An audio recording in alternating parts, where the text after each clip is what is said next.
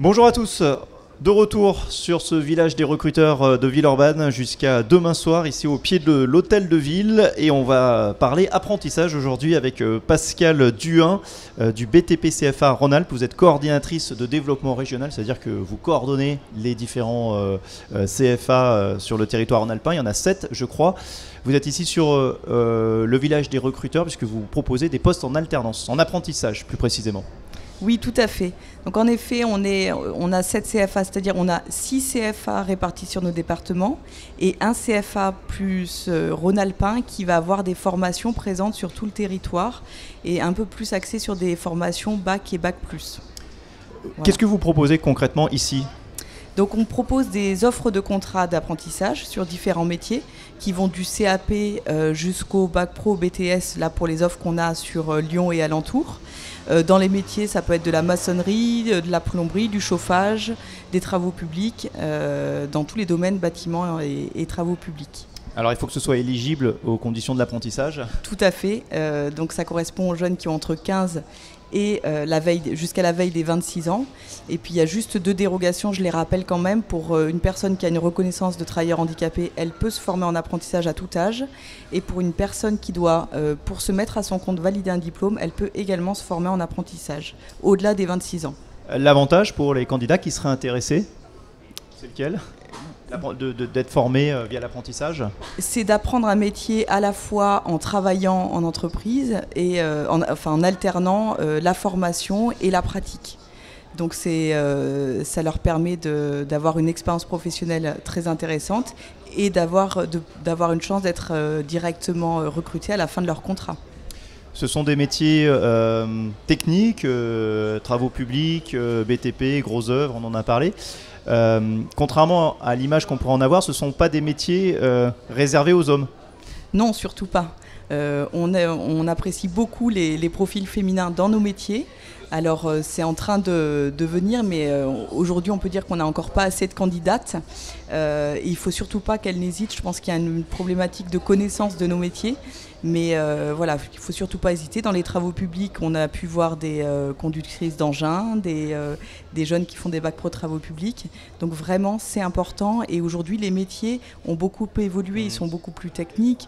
On n'est plus avec la pelle et la pioche à porter des sacs extrêmement lourds. Donc vraiment, ne pas hésiter. Il y a des belles carrières à faire pour les femmes aussi. Oui, ce sont des métiers qui se féminisent de plus en plus. Vous le constatez, vous, sur le terrain ? On le constate dans une petite mesure, mais on le constate notamment dans les travaux publics. On peut aussi avoir des profils sur tous les métiers de la métallerie. En peinture, c'était déjà le cas, donc ça existe depuis un certain temps. Mais c'est encore limité, quoi. Vous me parliez d'évolution des métiers. On pense effectivement à l'arrivée du numérique qui infuse un petit peu partout dans ces métiers et qui change effectivement la manière de percevoir ces métiers. Tout à fait, et puis on a des métiers qui deviennent de plus en plus techniques. Il y a aussi un gros travail de fait sur l'amélioration des conditions de travail. Donc, et puis comme vous le disiez aussi au niveau du numérique où on va vers beaucoup d'évolutions à ce niveau-là. L'amélioration des conditions de travail, est-ce qu'il y a une pénibilité encore reconnue dans ces métiers-là ? Alors une chose qu'on ne changera pas, c'est le fait de travailler en extérieur. Donc pour pas mal de métiers, ça évidemment... Ça peut être un avantage pour certains. Pour certains, c'est un avantage en effet. Mais voilà, il y a un aspect qui peut être physique, mais qui a évolué. On n'en est plus comme il y a quelques années. Voilà. C'est-à-dire qu'aujourd'hui, sur le village des recruteurs, vous ne cherchez pas forcément des jeunes hommes robustes et rompus au travail à l'extérieur. C'est-à-dire... Quel type de profil vous recherchez ? C'est très large du coup ? C'est très large parce qu'évidemment on a 80 diplômes sur la région Rhône-Alpes, donc c'est important. Après c'est surtout des personnes qui vont être motivées, être curieux. C'est des métiers où c'est important de valider son projet en amont.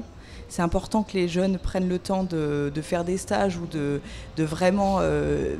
valider que l'image du métier correspond bien à la réalité. Et puis après, c'est l'envie, la motivation qui pourront réussir en sachant qu'il y a beaucoup de parcours possibles. On a des filières complètes. Ça peut aussi être des jeunes qui vont multiplier des CAP pour avoir des compétences dans plusieurs domaines. Celui qui veut refaire une salle de bain, il a intérêt à avoir à la fois une formation en plomberie, en carrelage, et il pourra être opérationnel sur le terrain. Ce sont des formations qui permettent d'évoluer en interne ? Oui, tout à fait, puisqu'on a des parcours qui peuvent être CAP, brevet professionnel, c'est un diplôme de niveau bac. On peut aussi aller sur des bacs professionnels, sur des BTS, etc. Donc on peut tout à fait évoluer dans l'entreprise, et l'entreprise peut garder un jeune en apprentissage 5, 6 ans, 7 ans, s'il le faut, si elle le fait évoluer. Juste une question sur l'image que renvoie souvent ce type de métier. Il y a parfois un déficit d'attractivité de ces métiers-là. Comment vous portez la bonne parole, vous expliquez que les choses changent et que c'est pas plus forcément l'image qu'on peut en avoir ? Oui, c'est un peu la difficulté qu'on rencontre aujourd'hui, l'attractivité. Déjà de dire que il y a de l'emploi dans ces domaines-là, il y a des carrières possibles. C'est-à-dire qu'on peut évoluer, on peut à la fois travailler en entreprise, se mettre à son compte. C'est aussi des métiers souvent de passion. Maintenant, ce qui est important, c'est que les gens découvrent ces métiers ou les redécouvrent. Parce qu'en fait, c'est ça, il y a une vision un petit peu négative de certains métiers. Mais il faut qu'on communique énormément justement sur quels sont les métiers, qu'on puisse les présenter réellement, que les gens puissent se rendre compte de ce que ça veut dire aujourd'hui être menuisier, métallier ou travailler dans les travaux publics, et des carrières possibles.